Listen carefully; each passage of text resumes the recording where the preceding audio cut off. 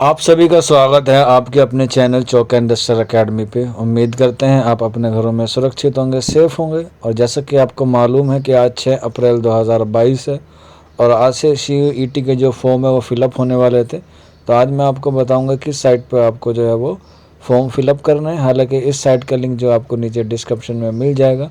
आप देख सकते हैं CUET.samartha SAMARTH.AC.in वेबसाइट है, जिसका लिंक आपको नीचे डिस्क्रिप्शन में मिल जाएगा। और यहाँ पर आपको जो है वो आके फॉर्म फिलअप करना होगा। हालांकि जब मैंने ये वीडियो बना रहा हूँ तब तक जो है फॉर्म अवेलेबल नहीं हुए हैं। आप देख सकते हैं नीचे स्क्रीन पर लिखा हुआ आ रहा है एप्लीकेशन विल बी लाइव सून, यानी कि जो फॉर्म है वो अभी तक नहीं आए हैं और थोड़े देर में जो है वो आने वाले हैं।